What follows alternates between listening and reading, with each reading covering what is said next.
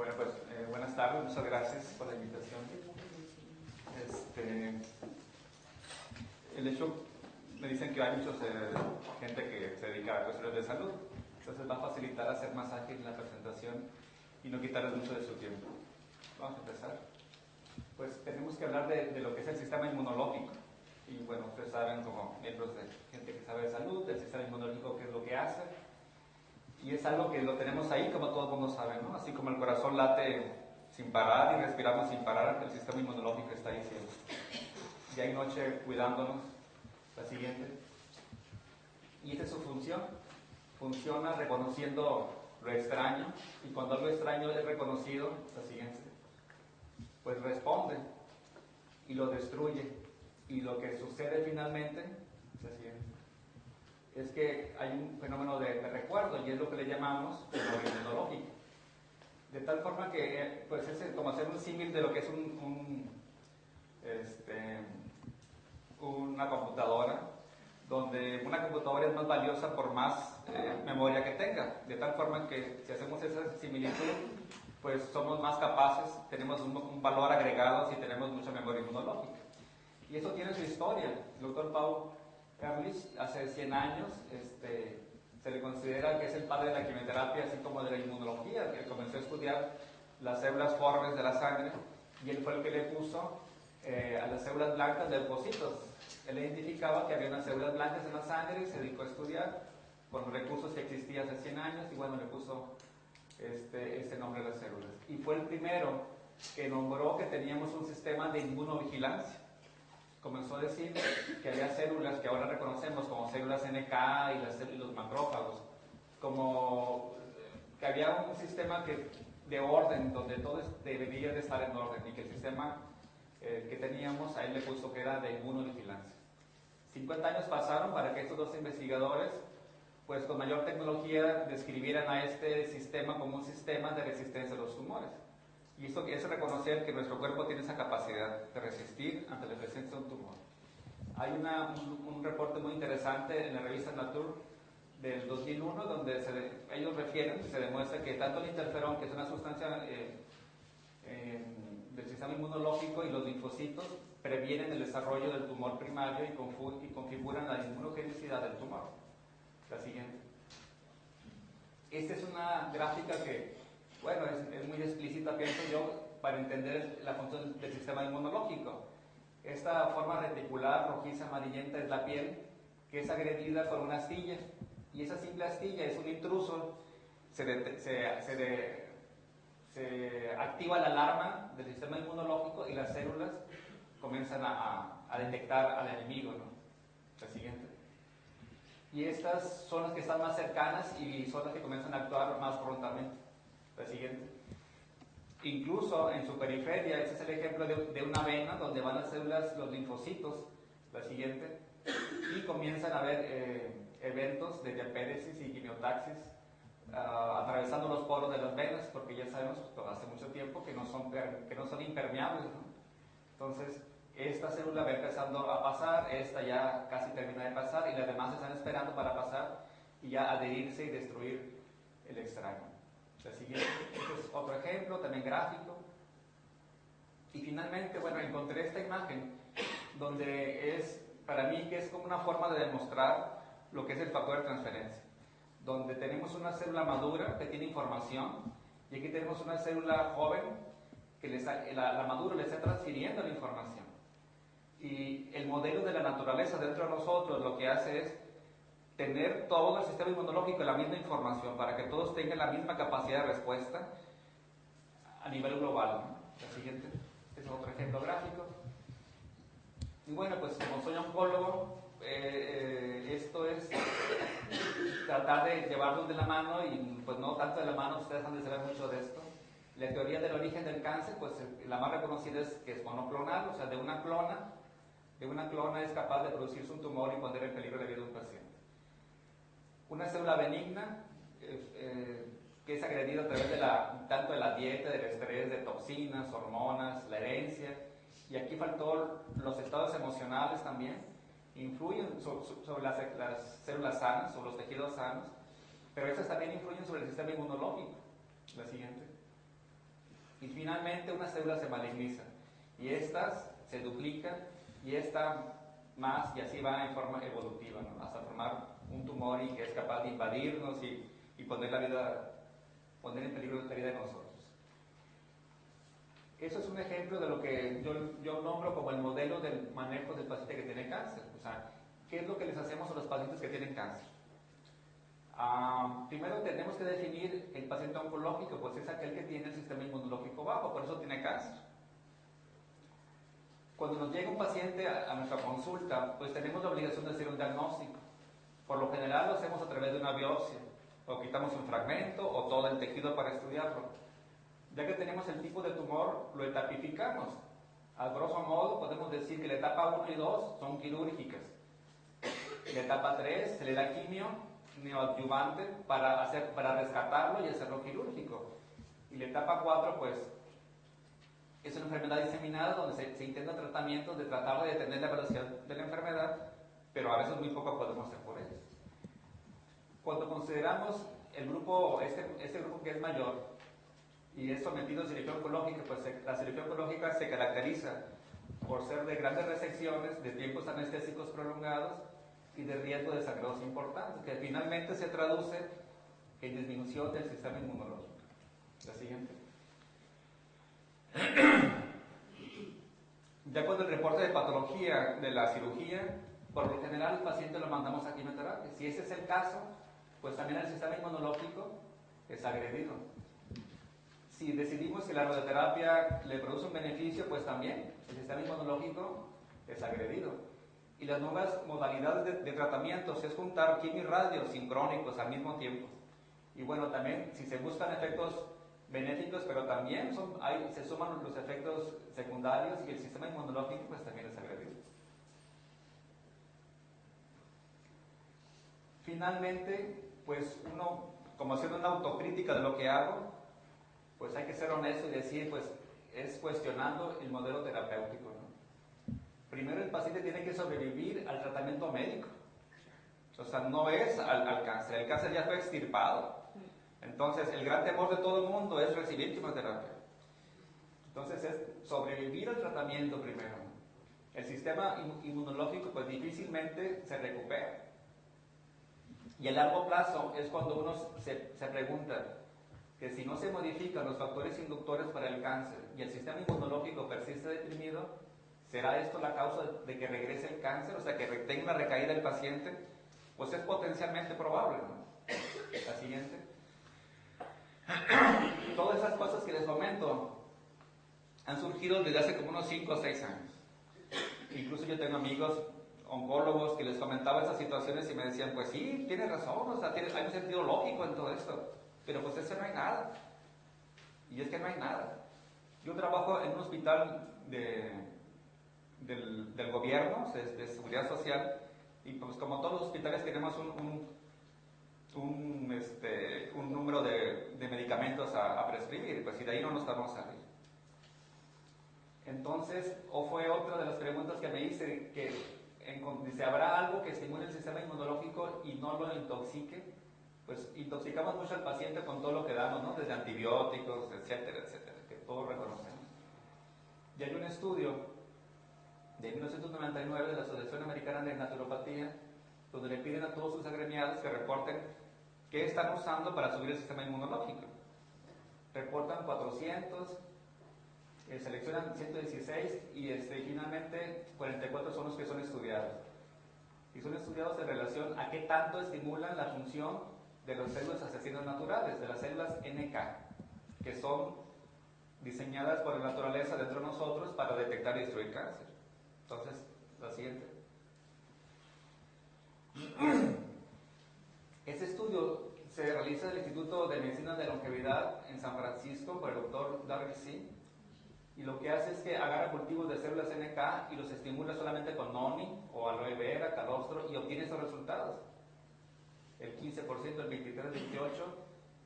Y lo que encuentra es que el IP6 era lo que se encontraba en ese momento como más potente. El factor de transferencia clásico es obtenido a través de un ultrafiltrado de leucocitos del calostro bovino y sube el 103% la CNK. Cuando se junta el factor de transferencia de calostro bovino más el de la yema del huevo sube 283%, y cuando se junta esa fórmula anterior más una fórmula herbaria, sube 437% el sistema inmunológico. Y ese artículo termina diciendo, por el momento no hemos encontrado una sustancia única o combinada que sea igual o más potente que esta. Hasta el momento, porque la investigación sigue. La siguiente. Básicamente es una representación en columnas del resultado anterior, donde vemos que hay una diferencia significativa entre esta y la primera, o la media, ¿no? O sea, siempre muestra un estímulo muy significativo. La siguiente. Pero hay gente que dice, oiga, ese es nuevo. O hay médicos amigos míos que dicen, ese es nuevo. Pues ese no es nuevo. En el 49, el doctor Sherwood Lawrence, él era el jefe del Departamento de Inmunología de la Escuela de Medicina de Nueva York. Ese hombre era un investigador, y lo que él descubre es que es posible pasar la memoria inmunológica de un ser humano a otro. Y lo que finalmente él en su artículo dice, hay un factor de transferencia. Así es el que le pone ese nombre, ¿no? Factor de transferencia. Y ese reporte no progresa mucho porque se queda como en una biblioteca. En el 49 justo estaba pasando la Segunda Guerra Mundial, no había muchos recursos económicos, la industria farmacéutica estaba más dedicada a producir antibióticos, y seguimos produciendo antibióticos de segunda, tercera y cuarta generación. Incluso en los 60 hay algunas personas que dicen que lo que descubrió Sherwood Lawrence no era cierto, ¿no? Que no era posible eso. Esta persona pues siempre tuvo sus seguidores. Incluso hay un mexicano que trabaja en el Instituto Politécnico Nacional, el doctor ya está retirado, donde hizo estudios inicialmente en herpes zóster, donde veía que la respuesta era en muy pocos días, y la característica más importante del tratamiento es que no dejaban neuritis posherpética, no dejaba con dolor después del herpes. Esa fue una gran diferencia. En los 80s, bueno, hay estudios donde dicen que se demuestra que el factor de transferencia es un común denominador entre los mamíferos. Esos estudios demuestran que el calostro materno, como la primera imagen que vieron, era la idea de la imagen. El calostro materno es una fuente rica de factor de transferencia, de tal forma que la madre le transfiere su memoria inmunológica a su hijo, y eso le da la capacidad de sobrevivir en el medio ambiente donde la madre vive. Y bueno, hay estudios en el calostro de las vacas, y es lo mismo. Si un becerro no es amamantado por la vaca, el becerro muere por infección. Y es como diríamos, es un producto intercambiable, se puede intercambiar entre los mamíferos del planeta, y no produce rechazo ni alergia, ¿no? Porque es algo, pienso yo, que es parte de la evolución en los mamíferos en el planeta, donde podemos tenemos esa capacidad de intercambiar el factor de transferencia.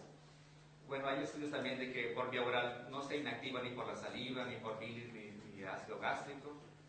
Y en el 95 hay un investigador que encuentra que en la yema del huevo también es una fuente rica de factor de transferencia.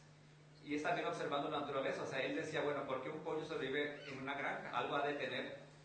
Y encontró que en la yema del huevo es una fuente rica de factor de transferencia. Hay gentes que yo me he encontrado que dicen, bueno, pues voy a comer muchos huevos, o voy a comer calostro de vacas, ¿no?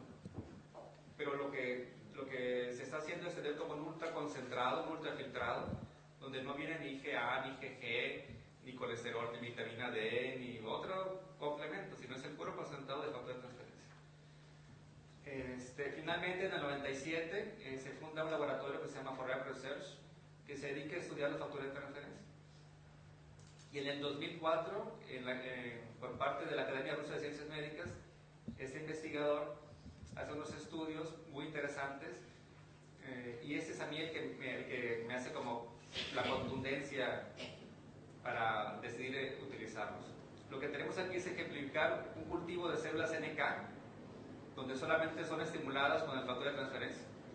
Y en las 48 horas se observa que hay un aumento en el número de las NK, de forma muy significativa. Y bueno, el número es importante, pero habría que ver o cuantificar la función. ¿Qué tan capaces eran? Y por el cultivo de una leucemia, también es el mismo cultivo de leucemia, aquí les agregan las NK estimuladas, y aquí les agregan interleucina, que también es un tratamiento que se utiliza para cánceres, ¿no? a las 48 horas observan que prácticamente el 95% de la leucemia ha desaparecido y aquí alrededor del 50-55% ha desaparecido. A mí ese estudio fue el que dijo, bueno, si in vitro sucede esto, habrá que probar in vivo qué es lo que sucede. La siguiente. Este es el reporte traducido de lo que se llama la carta metodológica, donde se autoriza por sanidad el uso del producto, incluso a nivel del sector salud, de sanidad. Entonces, la siguiente. Ok, vamos a ver. Con toda esa información, en mi secuencia personal de cómo seguir, fue esto, ¿no? O sea, comencé a preguntarme, bueno, si lo autorizaron en Rusia, pues bueno, habría que buscar de mi parte si esto es seguro, etcétera, etcétera. Y encontré esa información que la FDA aprobó el uso del calostro en el 80, del 85, ya admitió el uso del factor de transferencia de las vacas en humanos y hasta el momento no ha habido reportes de reactividad.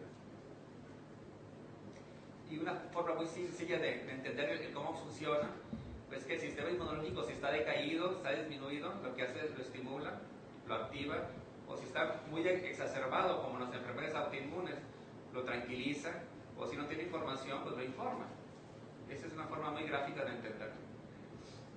Y aquí es algo más técnico, donde hay que reconocer que tiene un receptor a nivel de la cápsula de las células, y se conecta y se libera, en fin, ¿no? O sea, se reconoce que es una partícula de 44 aminoácidos, que tiene un peso de 5 kilodaltons, etcétera, etcétera.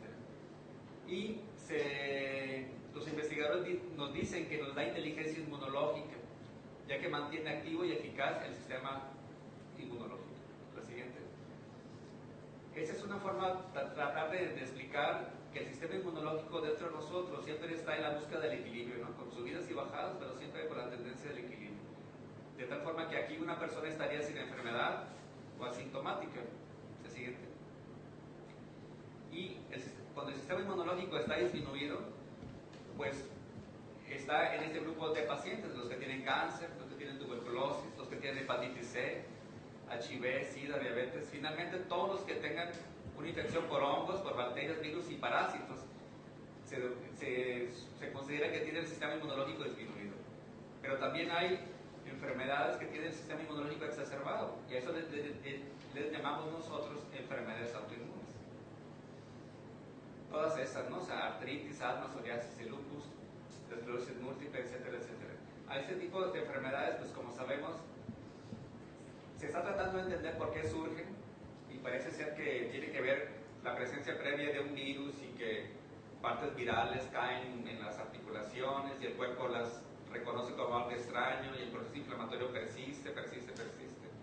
O en los casos también, por ejemplo, de diabetes tipo 1, por lo general son niños que tienen un cuadro gripal previo, y también es la misma idea que se tiene, que las partículas virales están alrededor del páncreas y lo que hace el cuerpo es que desconoce al páncreas y lo destruye. O sea, todo tiene que ver con un estímulo previo. Y yo digo que es como si fuera un ordenador, ¿no? Donde le entra un virus informático y ya las respuestas no son adecuadas. Por más que uno le dé el enter, hace lo que quiere el equipo, ¿no? Entonces es lo que está pasando dentro de la gente que tiene tratamientos, enfermedades autoinmunes. Ahora, los tratamientos ortodoxos a ese tipo de enfermedades, pues es darle medicamentos que le bajen el sistema inmunológico, de tal forma que les damos esteroides, cortisona. Y cuando la cortisona tiene efectos secundarios o no funciona, entonces le cambiamos a darle quimioterapia tomada, en poquita dosis, pero en forma crónica, y finalmente lo que logramos es deprimir el sistema inmunológico. Un medicamento muy usado es el metotrexate tomado, que finalmente el paciente le produce hepatitis química por el metotrexate. O sea, sacamos al paciente de un problema y nos metemos en otro. Yo creo que ahí el principio de la medicina pues no se logra, porque si se trata de hacer el bien, pues ahí, si la intención es buena, a veces no sucede lo que uno quiere. La siguiente. Vamos a hablar ahorita de una cosa que se llama nanofactor, y hablar de nanotecnología pues es ubicarnos en esta dimensión, con una referencia de que la cabeza de un alfiler mide 1.000.000 de nanómetros de ancho. Entonces el factor de transferencia está en este rango. El nanofactor dentro de nosotros, yo lo interpreto como es algo que hace autodiagnóstico. Ten en cuenta que yo me lo tomo y él solito detecta si está disminuido el sistema inmunológico, produce un elemento inductor que lo eleva. Y si detecta que está muy exagerado o exacerbado, como las enfermedades autoinmunes, produce un elemento depresor y lo deprime. Pero siempre al equilibrio, pues, o sea, nunca es un estímulo de más ni un estímulo de depresión absoluta, ¿no? Siempre es lo que hace la naturaleza, siempre llevarnos o intentar llevarnos al equilibrio. Ese reporte es de mayo de este año, donde se hace un estudio la siguiente. Se le da a un grupo de pacientes factura de transferencia por 4 semanas y lo que determinan es la IgA. La IgA es una inmunoglobulina que está en las mucosas, y lo que sucede es que se eleva en un 73% la IgA en las mucosas después de estar tomando 4 semanas el factor de transferencia. La siguiente. Ahora, ¿qué yo hago con toda esta información? O sea, ¿qué le hago yo a los pacientes que tienen cáncer? Bueno, el ideal es hacer medicina preventiva. Ahorita en mi país, por ejemplo, yo creo que la tendencia mundial es prevenir. Sale más barato prevenir que curar a alguien que tiene cáncer, y a veces ni lo logramos. Entonces, en mi país se están haciendo campañas de bajar de peso, dejar de fumar, etcétera, etcétera. Y lógico es que si prevenimos, bueno, pues podemos vivir mejor y con mayor calidad de vida. Una recomendación sería, porque son preguntas que la gente hace, ¿no? Dice, ¿a qué edad comienza a prevenir? Una edad ideal sería alrededor de los 35 años, 35 a máximo 40. ¿Por qué? Porque es cuando comenzamos a oxidarnos, comenzamos a degenerarnos, nuestros sistemas comienzan a deprimirse. Se considera ahorita que el sistema inmunológico es como el sistema, como el gran maestro de todos, es el que está arriba de todos los demás, y en conjunto nos estabilizan y nos mantienen en buena salud.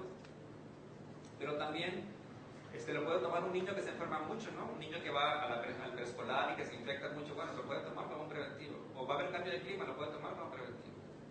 Entonces eso como prevención. Y el otro gran volumen de gente es como medicina complementaria. Y eso significa que es utilizar o reconocer la ciencia y el avance que se tiene con sus bemoles, la quimio, la cirugía, la radio, pero complementando con un buen estimulante inmunológico. Entonces, vamos adelante. Para mi sorpresa fue que en el MD Anderson, es el hospital oncológico de la Universidad de Texas, es en Houston, existe el departamento de medicina complementaria o integrador. O sea, dentro de ese hospital, cuando uno llega a ese hospital le dicen, doctor, bienvenido al mejor hospital de oncología del mundo. O sea, a ese nivel se manejan ellos, ¿no? ¿Sabes? Porque es un hospital de investigación.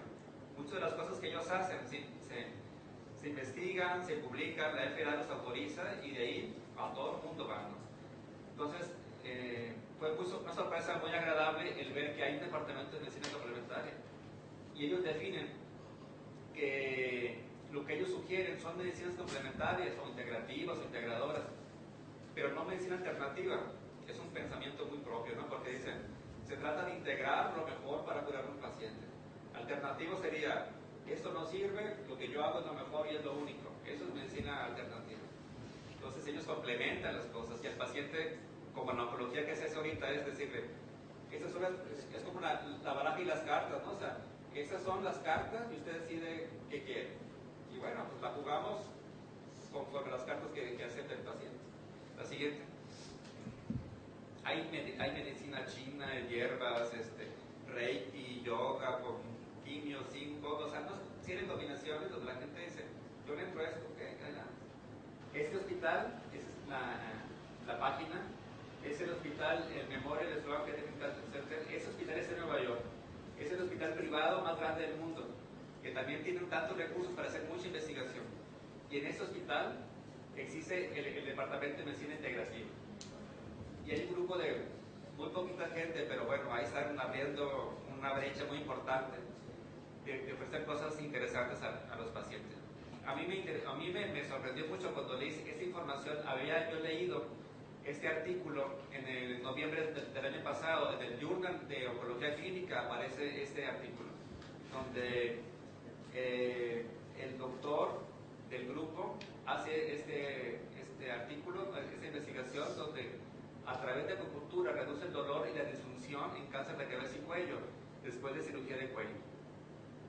Entonces, este resultado a mí, bueno, yo no hago acupuntura, pero me llamó mucho la atención porque una revista tan formal, tan seria, por decirlo también, o clásica, aceptó este artículo, y este artículo del doctor está haciendo diferencia en los pacientes, ¿no? O sea, porque tienen menos dolor y tienen menos disfunción utilizando acupuntura. O sea, se están abriendo poco a poco. Aquí tenemos algo que le decimos medicina paliativa. En oncología tenemos dos tipos de pacientes: los que potencialmente se pueden curar y los que sabemos que no se van a curar. Entonces, los que sabemos que no se van a curar, tratamos de darle eso: paliar, quitar dolor, dar calidad de vida, que el paciente coma, que duerma, que tenga sus excretas por vías normales. Pero también hay pacientes pues que los operamos, les damos quimio, radiación, y al tiempo recaen. Entonces les damos quimio de segunda línea, les damos sobredosis de radiación si es posible, o rescatamos, o hacemos cirugía de limpieza, o sea, hacemos algo por el paciente. Después de esas posibilidades, bueno, el paciente recae. Y ya en estas etapas de la evolución, o el paciente entra a un protocolo de investigación, o sea, se pone como conejillo de indias, o no. O se va a su casa con narcóticos, y pues así le dicen, ¿sabe qué? Pues haga el testamento, que traigan al cura, que dé la bendición, porque ya no hay que hacer. Y son momentos donde tanto el paciente como la familia pues se siente abandonados por los servicios médicos, ¿no? Como que ya, váyase de aquí, me está estorbando, o no me produce ingresos, o como le quieren ver. Entonces, ese tipo de pacientes, a mí me ha tocado ver pacientes que me piden que vaya a su casa, pues porque no es posible que vaya caminando el paciente. Y llego y haga en cuenta una mesa así llena de medicamentos, 3 antibióticos, narcóticos, inyecciones, muchas cosas. Y el paciente está peor y peor, peor cada día. Entonces he decidido en ocasiones quitar, nada más dejarlo con apuro elemental, y de mi maletín saco el factor de transferencia y el Biovideo. Entonces la gente así como que, doctor, y eso nada más, y vamos a intentarlo. Y he tenido respuestas que a mí me han sorprendido mucho, ¿no? Yo he tenido pacientes que el 50% del dolor desaparece, o la necesidad de oxígeno también disminuye mucho. Había una paciente que tenía 8 litros de oxígeno por minuto, ya no le servía esa cantidad de oxígeno. En las 72 horas ya estaba a 3 litros o se quitaba el oxígeno. He observado que comienzan a comer o tienen miedo de dormirse porque se van a morir, entonces ya comienzan a dormir. Incluso una paciente tenía un tumor de la mama todo fungado, todo reventado con pus y fetidez, y decidí que se lavara como todos los días y se pusiera una cápsula de polvo sobre el seno. Y comenzamos a observar que a las 12 horas la secreción comenzó a bajar, la fetidez comenzó a bajar. La tenían en el cuarto del fondo de la casa, hasta con 5 frascos de esos que son desodorantes, para tratar de evitar el olor desde la putrefacción. Y comenzó a disminuir la putrefacción, la herida, la infección, etcétera, etcétera. Y la familia pues llega a veces a preguntarle a uno, doctor, pues mi tía, mi hermana, la prima está muy bien, o sea, se va a curar. Son casos donde la carga tumoral es extraordinariamente alta. Lo que uno logra es darle calidad de vida al paciente. Y no es raro que a veces, a los días, la familia me llama y me dice, bueno, pues mi papá falleció, pero le llaman para darle las gracias porque murió sin dolor, o murió tranquilo, o murió con calidad, pues, con dignidad, yo creo. Eso se le llama medicina paliativa. La verdad es que uno no quisiera seguir viendo pacientes aquí. Ojalá que todos brincáramos para acá, para prevenir. Y bueno, y aquí pues seguimos investigando cosas. Como cualquier cosa en medicina, yo digo que más que contraindicación, aquí sería como una advertencia o una sugerencia de tener cuidado. Porque el laboratorio dice que una contraindicación es en pacientes que son trasplantados. O sea, sabemos que cuando un paciente prácticamente sale del quirófano después de un trasplante de riñón, comienzan a darle inmunodepresores, medicamentos que deprimen el sistema inmunológico para que el cuerpo no rechace el órgano. Entonces aquí el temor sería subir tanto el sistema inmunológico que pudiera rechazarse el órgano trasplantado. Eso no hay contraindicación si tiene, por ejemplo, prótesis de mama o de cadera o tornillos, clavos, etcétera, etcétera. O sea, ahí no. Y también una sugerencia de no usarlo es en el primer trimestre del embarazo, porque prácticamente el inicio del embarazo es como un trasplante, donde la madre, o el sistema inmunológico de la madre rechaza la mitad de los genes del bebé porque no son propios, los comienza a rechazar. Y es la función de la placenta de producir sustancias que bajan el sistema inmunológico de la madre y finalmente lo modulan el sistema inmunológico. Y bueno, y el embarazo progresa. Y eso es lo que hace la naturaleza. La siguiente. Finalmente es hablar de prevención. Dice aquí, bueno, que es posible la infección sin enfermedad, como también el reconocimiento y destrucción del tumor antes de que el mismo sea reconocido como una enfermedad. Yo creo que todos por ahí, entre que hemos leído o han oído, dicen, todos tenemos cáncer, no todos se desarrolla. Hay alguien que dice que entre 6 a 10 momentos en nuestra vida podemos tener cáncer. Son cálculos que han hecho. Y bueno, información, simplemente en la Wikipedia pueden buscar la siguiente. Cosas que los pueden ir dirigiendo y discerniendo y tener opiniones, la siguiente. Este folletín es un folleto que se distribuye prácticamente en todo el país, allá en México, y en febrero de este año llegó al consultorio y lo estaba hojeando porque tenía un paciente que tenía un sarcoma del corazón. Y dije, bueno, pues vamos a ver qué información hay. Y hojeando la revista, la siguiente, encontré ese artículo. Dice, el sistema inmune y terapia inmunomoduladora, por el doctor Gustavo Acosta Altamirano. Entonces, este extracto es lo que realmente compete a lo que es el factor de transferencia. Y habla aquí, dice que la capacidad inmunomoduladora de ese procedimiento ha permitido aplicarlo de manera profiláctica o terapéutica en enfermedades de origen infeccioso, bacterianas, virales, parasitarias y fúngicas, así como en alergias, enfermedades autoinmunes y en deficiencias de la función de la inmunidad celular, y en problemas proliferativos como cáncer, Alzheimer, Parkinson y autismo, entre otras. En lo que respecta a SIDA, esa terapia es muy prometedora, ya que ha demostrado la inhibición de replicación viral. Ese doctor es una gente muy reconocida en mi país y está haciendo investigación acerca de SIDA y factor de transferencia. Y es uno de los 15 inmunólogos que hay en el país, o sea, mucha gente dedicada a esto no hay. Y les voy a presentar unos casos, unas experiencias que he tenido. Bueno, diría, bueno, pues esto no es un caso oncológico. Con el uso del factor de transferencia, ya no solamente oncológicos estoy viendo, no solo llegan gente que tiene infecciones urinarias o referidos por conocidos, amistades o de niños, o sea, es un mundo de oportunidades de ayudar a la gente. Esa es una señora que se llama Sirina, ella tiene 80 años, tiene 30 años de ser diabética. En abril del año pasado tenía esterasa depositaria positiva 3 cruces, tenía proteínas en orina 30 miligramos, 20 y nitritos 30, en fin. Y tenía leucocitos, 1050 leucos en la orina. La siguiente, eso fue abril. En mayo seguía con la esterasa 3 cruces, igual. Y es vista por un internista donde le da el Citrovac, o sea que le puso la señora, que es muy cuidadosa, dice, por 15 días para la infección. La siguiente, en junio, bueno, hubo una respuesta, pero persiste, tiene 330 a 350 leucos por campo. La siguiente, en junio mismo, casi a finales de junio, tenía 250 leucos por campo, persistía el problema. Y decide la familia que el internista no pudo con el caso y deciden llevarla con un urólogo, que el doctor sabe mucho, es urólogo pediatra, urólogo de mujeres, de niños, de todo, ¿no? El 26 de junio la ve el doctor y le da Tabanic y le da Azoguantobilol, 2 antibióticos.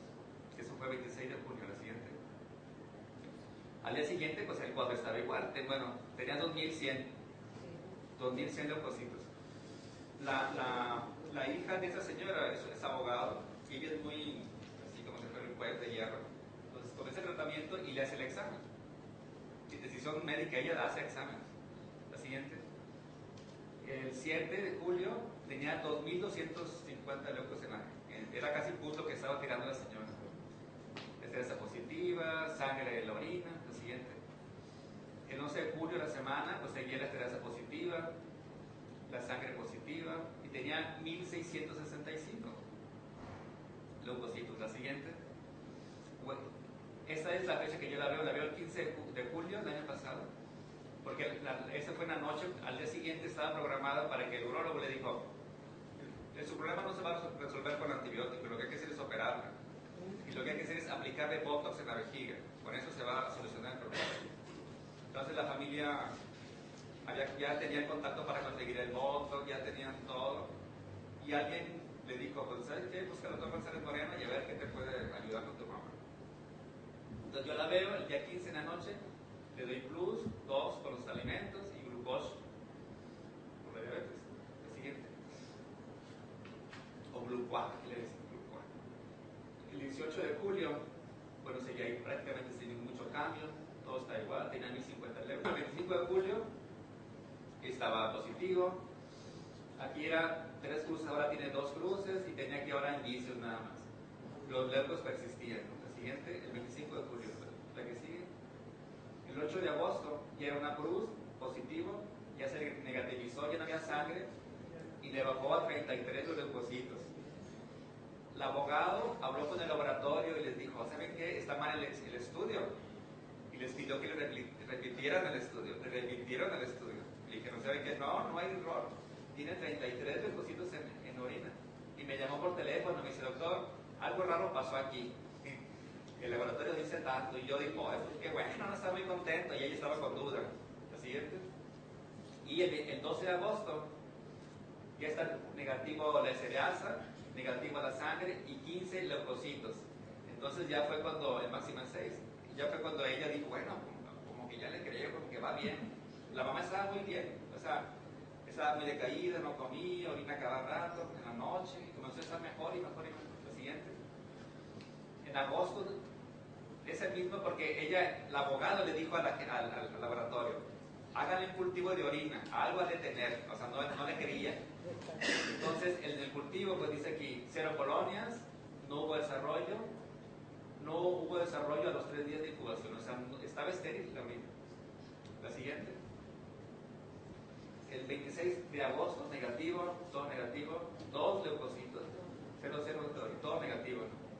La siguiente, eso fue en agosto. En enero de este año, negativo, todo negativo, 0, 0, todo 0. La siguiente. En marzo de ese año, todo sigue negativo. Tiene un tratamiento de mantenimiento ahí. La siguiente fue marzo. En mayo, todo sigue negativo. La siguiente. Este es el caso de una mujer de 47 años. En el mes de mayo del año pasado, por un UCI, una colitis ulcerativa crónica en específica y rectorragia intensa, le mandan a hacer una endoscopía y le toman biopsias y el diagnóstico es de adenocarcinoma moderadamente diferenciado infiltrante. La siguiente. Esa es la tomografía, aquí está la vejiga, el útero y el recto. El recto está ocupado por el tumor, o sea, no hay luz en el recto. La siguiente. Esa es una vista anteroposterior donde vemos que el recto, todo está tomado el recto. Esa es la vejiga, ese es el útero y el tumor no se, además sube a una parte del sigmoides también. Es una cosa enorme. La siguiente. Básicamente es la misma imagen, más extensa. Y esa paciente estaba siendo vista por oncología médica. Le comienza a dar oxaloplatina y también radioterapia con la finalidad de darle tratamiento preoperatorio. Era tanto el volumen tumoral que potencialmente iba a quedar enfermedad ahí. Entonces se decidió darle quimio-radio para achicar el tumor, facilitar la extracción y disminuir el riesgo de recaída. La siguiente. Se le dio 5.040 centigrados a toda la pelvis y me la envían después de la quimio-radio, ¿no? Yo me acuerdo muy bien que esa señora llegó pues muy debilitada, muy adelgazada. La traían 2 familiares cargándola prácticamente. Tenía diarrea, sangrado, estado general, hiporexia y nada. Entonces, pues le dije, ¿sabe qué? Así ni pensar operarla, hay que nutrirla, desinflamarla, mejorar sus condiciones generales y luego vamos bien. Entonces, después de como casi un mes y medio de manejo, mejoraron sus condiciones y le pido permiso de hacer un tacto rectal, porque en aquella ocasión pues, estaba muy lastimada. Le hago un tacto rectal y le encuentro que había como las yemas de los dedos, era lo que se tocaba como residual. La respuesta había sido buena. Le mando a hacer una endoscopía y bueno, y se confirma, ¿no?, que el cáncer persiste. Hablo con el endoscopista y le digo, yo creo que es muy poquito tumor el que tiene como para que le quitemos el recto y dejar una colostomía definitiva aquí. Yo le comentaba que por qué no intentar hacer una mucosectomía, o sea, inyectar agua abajo de la mucosa para levantar el tumor y recortarlo ahí, en fin, una serie de cosas que yo les decía. Y me dijo, pues es que eso nunca lo he hecho. Bueno, pues júntate con otro endoscopista, inténtalo, o yo les ayudo. Y en lugar de decir, ok, lo intentamos, pedir al contrario, no, y no quiero responsabilidades, etcétera, etcétera. Entonces, yo le dije a ella, ¿sabe qué? Tiene muy poquito tumor, yo le sugiero que tome factor de transferencia. Se va a tomar 9 cápsulas al día, va a tomar el Riovida. Pero una cápsula de las que le va a tocar al mediodía, va a agarrar esa cápsula, la va a abrir y la pone en 20 mililitros de agua, la diluye y la carga en una jeringa de 20. Y con una sonda de Neratón muy lubricada se la pone como un enema de retención, que lo mantenga ahí lo más tiempo. Todos los días, ¿sí, doctor? ¿Cómo empezó? Eso fue el 17 de octubre. La siguiente. Entonces le hicimos una tomografía, no había tumor, aquí ya hay aire, cosa que no existía en la otra imagen. Y lo que vemos aquí es gran fibrosis de la radiación. Pensamos operarla en diciembre y ella nos pidió que no la operemos en diciembre, ¿no? Como te digo, deme chance, pasar las fiestas y en enero retomamos todo. Pero la señora iba mejorando mejor, estaba en mejores condiciones, comiendo más, muy activa. La siguiente. Y el 16 de febrero estaba programada para hacerle un abdominoperineal. Junto con otro cirujano y yo le íbamos a operar y la dije 10 días antes quiero verla para revisar que todo esté correcto, la sangre, en fin, y le hago otro tacto y no toco tumor. No le comento nada y la mando con el endoscopista y el endoscopista le hace el estudio el 30 de enero y dice aquí, sin evidencia de proceso neoplásico en el presente estudio. Entonces hablé con el doctor Lázaro Sevilla, le digo, oye, Lázaro, ¿le tomaste biopsia? Me dice, ¿a qué? Si no tiene nada. Además le revisé 40 centímetros hacia adentro y no tiene nada, no hay tumor. Entonces esa paciente, yo le dije a ella, sé que no hay tumor. Y ella, no, pues estaba llorando de contento y todo. Entonces no van a operar, no nos operar. No, pues estaba muy agradecida. Y bueno, pasó algo muy especial porque ella sale del consultorio y en el pasillo se encontró al otro cirujano. Y le dice, ya, Alicia, ya saliste para la operación. Entonces Alicia le saca el resultado Y entonces le dice el doctor, ¿cómo que no tiene nada? No, eso me ha dicho a mí, no tengo nada. Entonces, pues, ¿quién tomó? No, pues el doctor González le dio unas capsulitas. Ah, pues está bien. Y el día siguiente, cuando regresó al hospital, en el piso de las actividades que desarrollamos, estaban todos los médicos, pero esperándome nada más. O sea, yo llegué y llego así, y los veía con una actitud así como de algo que harían estos, ¿no? Y ya me dice, oye, ¿qué le has hecho a Alicia? No, pues le dimos oxaloplatino, comprapapá, 5,000 centigrades y la pelicito. No. ¿Qué le hiciste a Alicia? Que está también. Ah, le dimos factor de transferencia. ¿Y qué es eso? Y ya les explico un poco. Y hay un médico que es muy incisivo, no es posible que algo tan simple pueda hacer esto.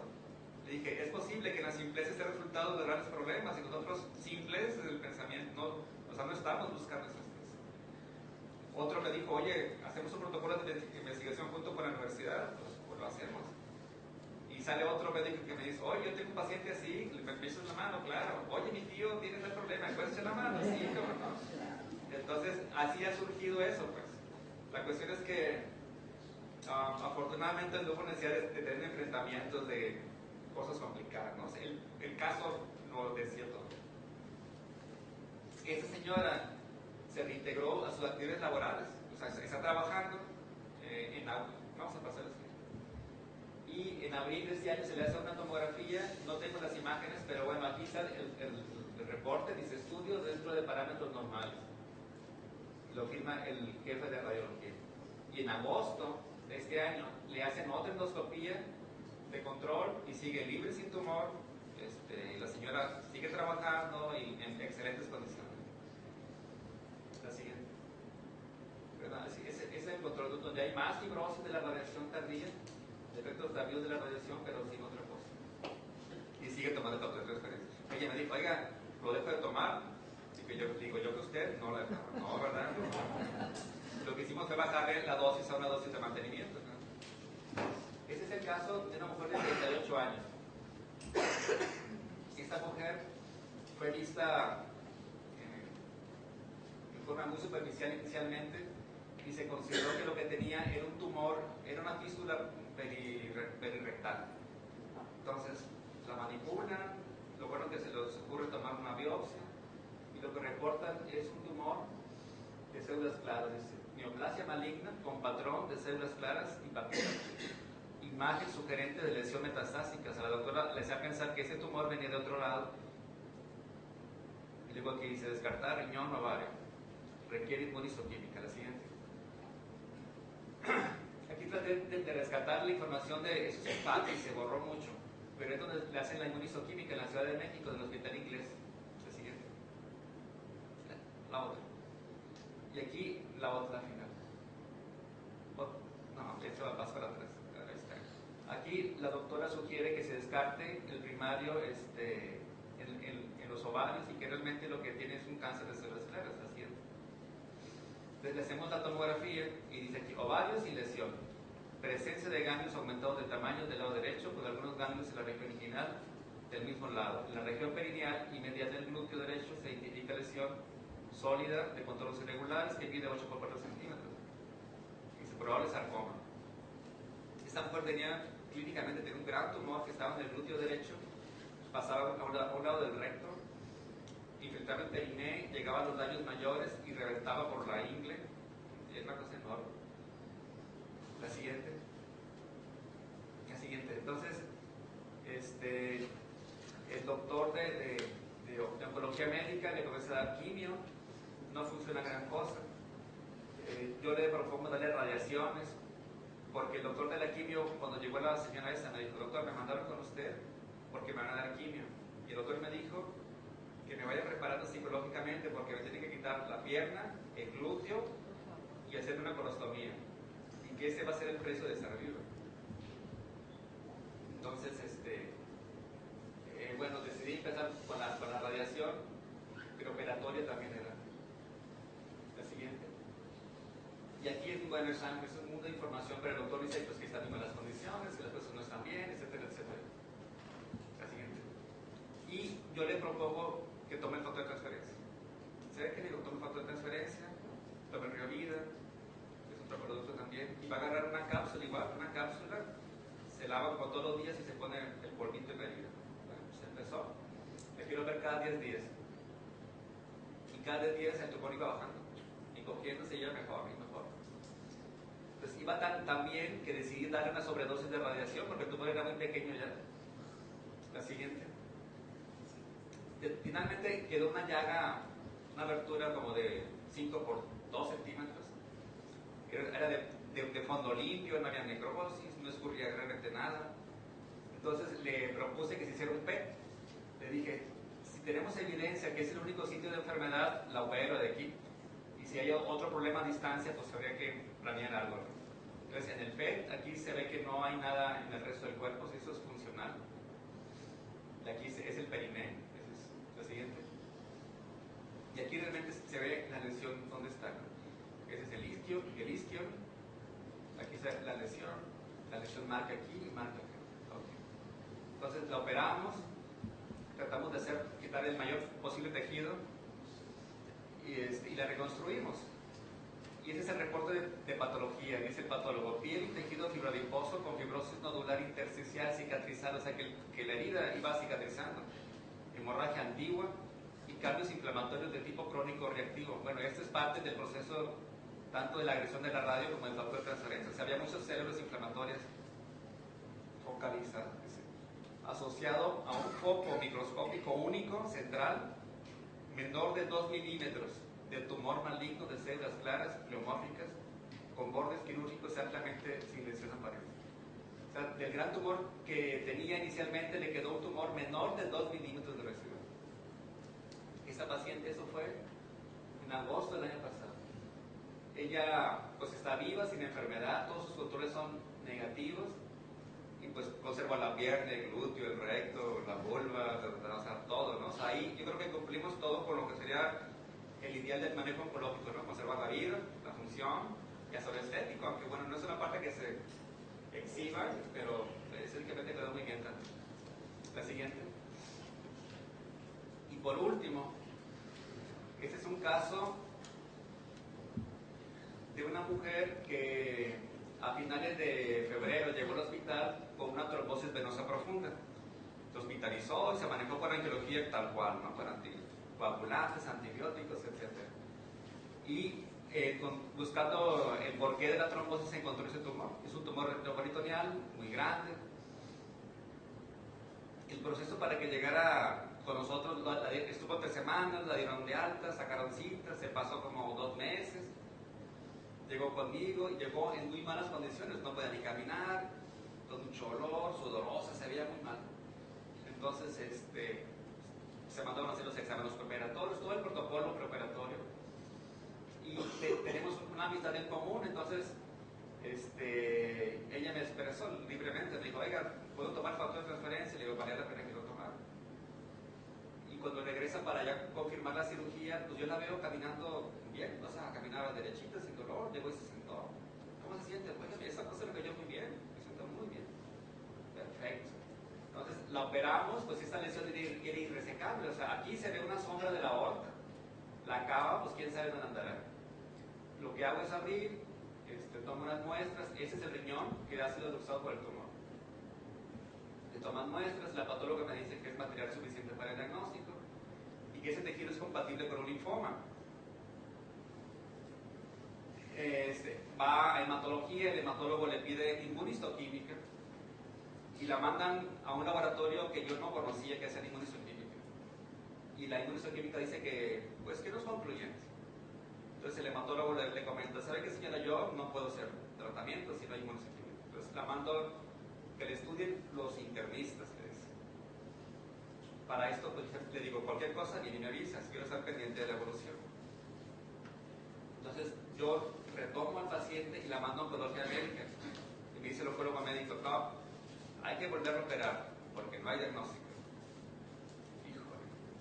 Le tomamos un cacho como, no sé, una cosa así, y nos sangró casi como 1 litro, ¿no? Un sangradero terrible. Le digo, le voy a exponer la vida a la señora, solamente porque no se decide, no concluye en el diagnóstico.